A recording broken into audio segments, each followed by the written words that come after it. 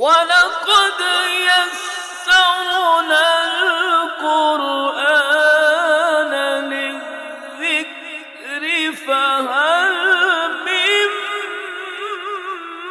مُّدَّكِرٍ۔ اور حقیقت یہ ہے کہ ہم نے قرآن کو نصیحت حاصل کرنے کے لیے آسان بنا دیا ہے۔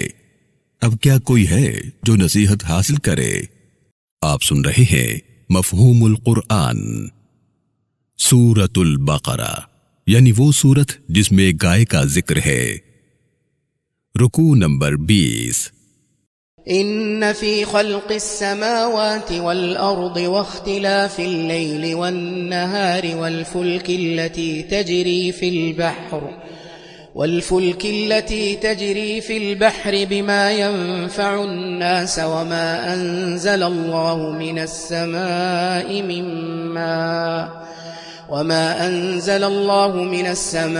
من ماء فأحيا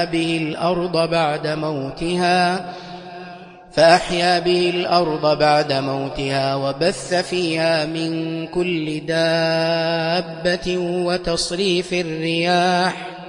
وتصريف الرياح والسحاب المسخر بين السماء والأرض لآيات لقوم يعقلون۔ بے شک زمین، آسمان اور کائنات تخلیق کرنے والا میں ہوں۔ سورج اور چاند میرے حکم پر اپنے اپنے دائرے میں چلتے ہیں، اسی سے دن، رات اور موسم تبدیل ہوتے ہیں۔ دریاؤں اور سمندروں میں انسانوں کو فائدہ دینے والی کشتیاں، تمام مخلوقات، ہوائیں میرے حکم پر چلتی ہیں، اور بارش لیے ہوئے بادل بھی۔ میں آسمان سے بارش نازل کرتا ہوں جس سے زمین کو زندگی ملتی ہے۔ میں نے انسان کے فائدے کے لیے زمین میں ہر قسم کے جانور پھیلا دیے ہیں۔ اس کائنات میں موجود ہر شے میرے حکم پر عمل کرنے کے لیے تیار ہے۔ عقل والوں کے لیے یہ سب نشانیاں ہیں کہ وہ مجھے پہچانے اور میرا حکم مانے۔ اتنی ساری نشانیاں دیکھ کر بھی تم میرا انکار کرو گے؟ کیا تم اس سب پر غور نہیں کرتے؟ وضاحت: اللہ رب العالمین اپنی قدرت اور طاقت کا ذکر کرنے کے بعد عقل رکھنے والوں سے محبت سے پوچھ رہا ہے، کیا تم اتنی ساری نشانیاں دیکھ کر بھی میرا انکار کرو گے؟ قرآن بار بار انسانوں کو عقل استعمال اور غور و فکر کرنے کی دعوت دیتا ہے۔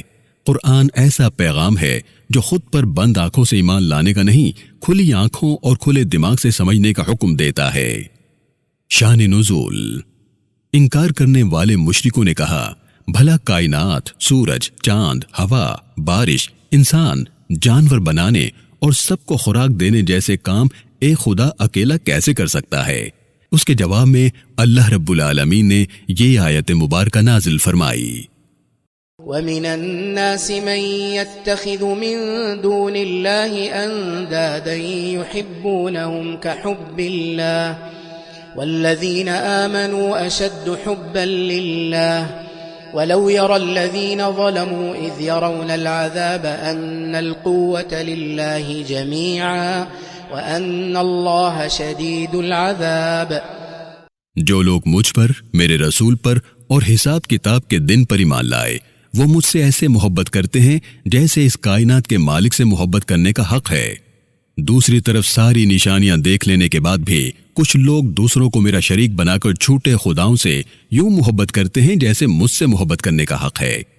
بھلا کائنات کا رب اور جھوٹے خدا ایک جیسے ہو سکتے ہیں؟ اگر نہیں تو پھر ان سے ایسی محبت کیوں جس کا حقدار صرف میں ہوں؟ میرے سوا کوئی عبادت کے لائق نہیں۔ دوسروں کو میرا شریک بنا کر ان کی عبادت کرنے والے اگر وہ عذاب دیکھ لیں جو ان کے لیے تیار ہے تو فوراً کہیں گے، ساری قوتوں کا مالک اور عبادت کے لائق صرف اللہ ہی ہے۔ بے شک میں انکار اور شرک کرنے والوں کو سخت عذاب دینے والا ہوں۔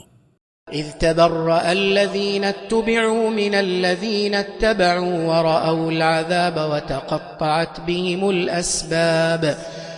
مجھے چھوڑ کر جھوٹے خداؤں کی عبادت کرنے اور انہیں گمراہ کرنے والے پیشوا حساب کتاب کے دن جب عذاب دیکھ لیں گے تو اپنی پیروی کرنے والوں سے لا تعلقی کا اظہار کریں گے۔ یہ لوگ ایک دوسرے سے جان چھڑاتے پھریں گے، ان کے اسباب اور وسائل کا سلسلہ کٹ جائے گا۔ یہ اپنی پیروی کرنے والوں کو کوئی فائدہ نہ پہنچا سکیں گے۔ جھوٹے خداؤں اور لوگوں کو گمراہ کرنے والے پیشواؤں کو جہنم کی آگ میں پھینکا جائے گا۔ وضاحت: اللہ نے اس آیت مبارکہ میں پیشواؤں کا ذکر خاص طور پر کیا ہے۔ ایسے لیڈر یا پیشوا جو لوگوں کو گمراہ کرتے، شرک کی راہ دکھلاتے یا اللہ کے دین سے ہٹاتے ہوں، حساب کتاب کے دن عذاب کے حقدار ہوں گے۔